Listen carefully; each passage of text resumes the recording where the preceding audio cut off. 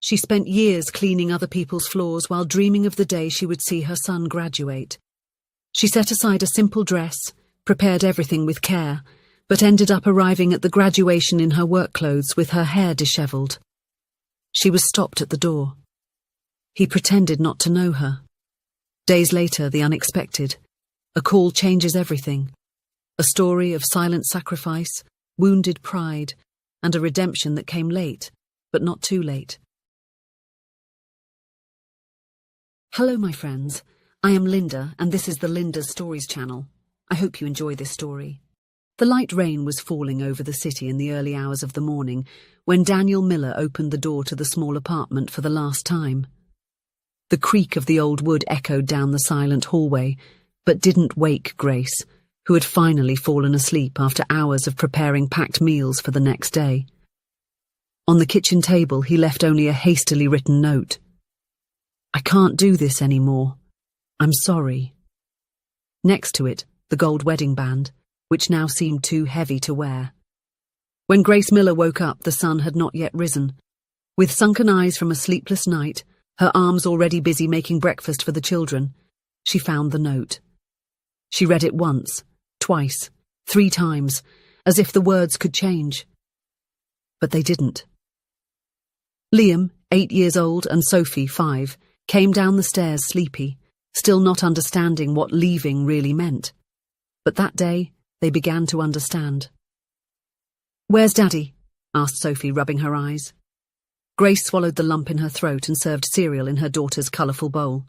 "Daddy needed to travel, sweetheart. Let's have breakfast, okay? You have school today." The house was small, made of worn wood, in a neighbourhood where the windows did not overlook gardens but cracked sidewalks. The roof leaked on days of heavy rain, and the thin walls let the cold in during winter.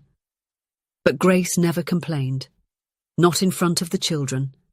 With 2 jobs and almost no rest, she made the impossible seem routine. She worked in the morning cleaning rooms in a simple inn, a place where guests rarely left tips, but where the manager, Mrs. Clara, allowed her to leave in time to pick up the children from school. In the afternoon, she helped in a hospital laundry, folding still warm sheets, feeling the smell of disinfectant soak into her rough hands. At night, after putting the children to bed, she prepared lunchboxes to sell the next day.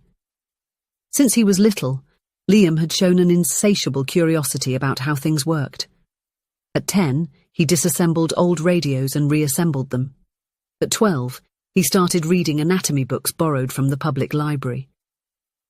On any given Sunday, while Grace was sewing a tear in Sophie's pants, he approached and said, "Mum, I want to be a doctor."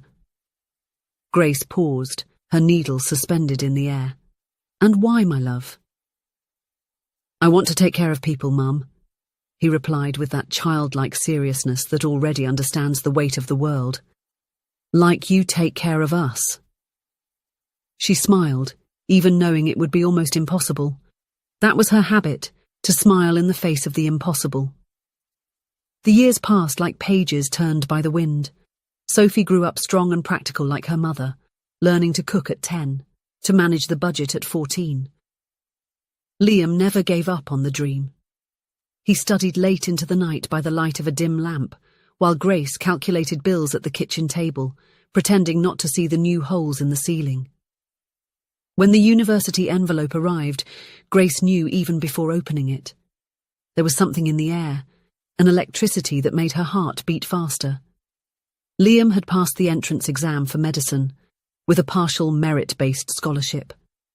She waited for everyone to fall asleep and went to the bathroom, the only place where she had true privacy.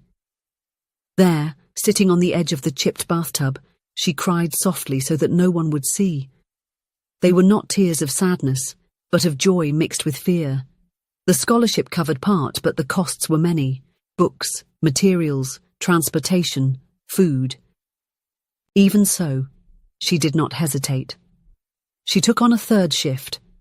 She began working as a cleaning assistant at night events, including graduations, balls, congresses.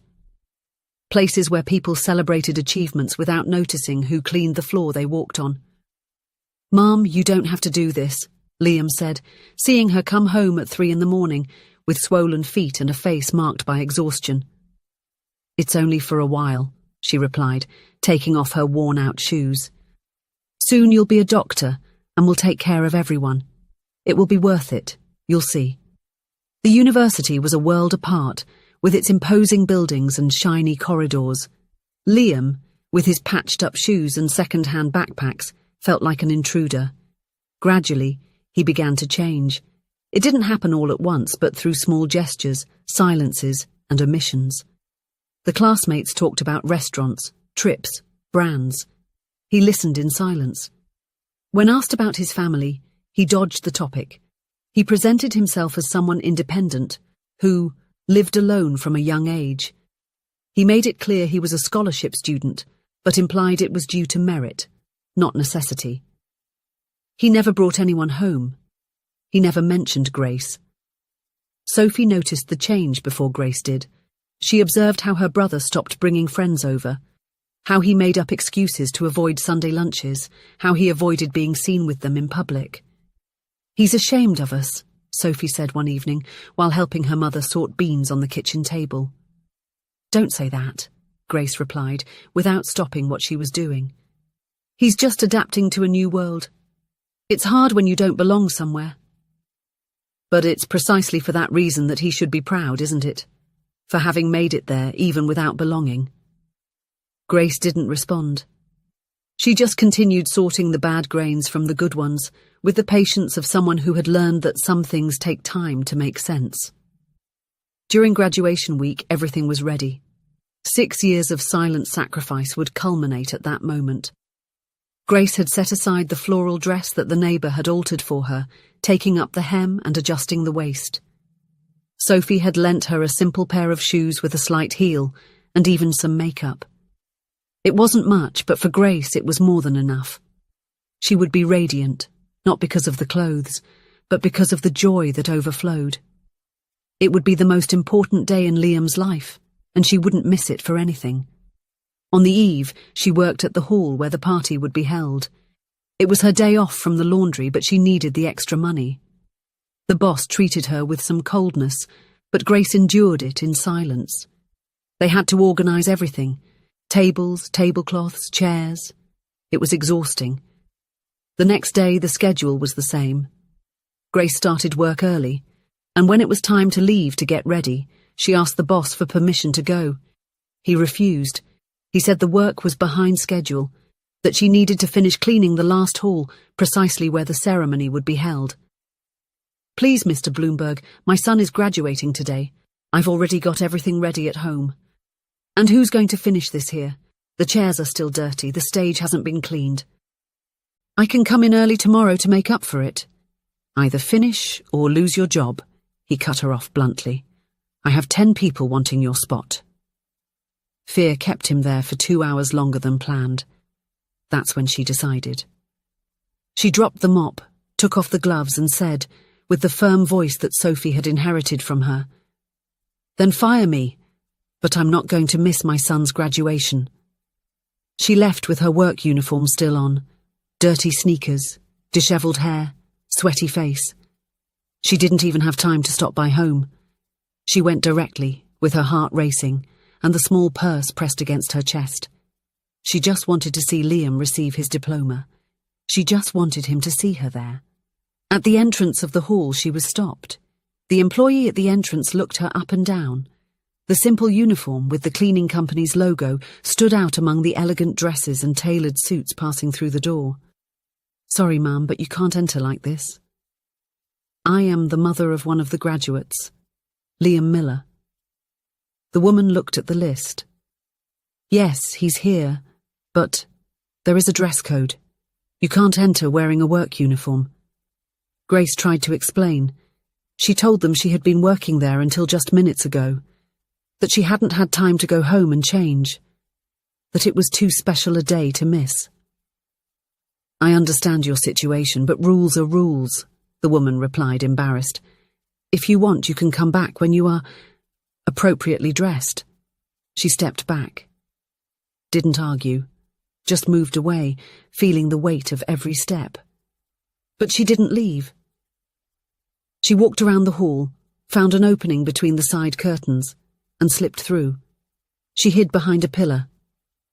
She watched the entire ceremony from afar, saw her son smiling, receiving his diploma, taking pictures with his classmates. And she smiled too, with tear-filled eyes, a tight chest, and hands still marked by soap and exhaustion. Liam saw her. For a second, their eyes met. He was on stage, diploma in hand, when he noticed the figure partially hidden by the pillar. Recognized the uniform, the poorly made bun, the proud smile even from a distance. His stomach dropped. Pretended not to recognize her, turned his face away. Sophie saw it all. She was seated in the row reserved for family members, wearing the dress she had saved for months to buy. She saw when her brother diverted his gaze from their mother. Saw when he smiled at the teachers, as if nothing had happened. She waited for the ceremony to end and confronted him in a corner of the hall. "You saw her, didn't you?" "Sophie, don't start. She is in her uniform because she was cleaning this place for your graduation to happen, and you didn't even wave at her." He just mumbled something, deflecting once again. He ran a hand through his well-trimmed hair, adjusted the expensive tie he had bought especially for the event. He said it was too much pressure, that he couldn't deal with it at that moment, that they would talk later. "I'm ashamed of you," Sophie snapped before leaving to find her mother. In the following days, silence. Grace didn't call. Liam didn't either. Liam was ashamed of what he had done. He knew his mother would be sad. Sophie, outraged, stopped talking to her brother. The house returned to silence and dust. Grace continued her routine, now with one less job, but with the same determination as always. She didn't mention the subject. She didn't demand. She didn't complain. She just carried on. Until on a muggy afternoon, Sophie called crying. Grace had fainted at work. She was hospitalized, exhausted, malnourished, dehydrated. The diagnosis was clear: physical and emotional exhaustion. Her body couldn't take it. Her heart couldn't either. Liam arrived at the hospital with his spirit shattered. He found his mother in a simple bed, her hair tied up haphazardly, her thin hands resting on her belly. She was sleeping with a furrowed brow. There was a tiredness in the air that did not come from her body alone. In her bag, an envelope. Inside, the outfit she would wear at the graduation. The ironed dress, the clean shoes, the wine-coloured lipstick, everything intact. Along with it, a card she had written, "My son, the doctor, my greatest pride." And at that moment, a film ran through Liam's mind. The years of sacrifice, the packed lunches, the sewing, the forced smiles, the "it will be okay" even when everything was falling apart. He remembered the medicine she claimed she didn't need, the time the electricity was cut, and she invented a special candlelight night. He remembered he never introduced his mother to anyone, that he avoided her, that he felt ashamed. And there, in front of that nearly broken woman, he broke too. In the days that followed, he went to the hospital every day. He brought flowers. He brought food. He read to her. He apologized with gestures, with presence, with a love that no longer fit in silence. When Grace began to improve, Liam did something he had never done before. He told the world who she was. He posted a picture of her in the hospital. He wrote, "This is my mother, the strongest woman I've known. She worked 3 jobs so I could study. Yesterday I almost lost her. Not because of an illness, but because of ingratitude, carelessness, and a lifetime of silent struggle. I will never again hide where I come from. I will never again be silent about the strength that brought me here." The post went viral. Comments came, messages, virtual hugs. But what really mattered, he would write later.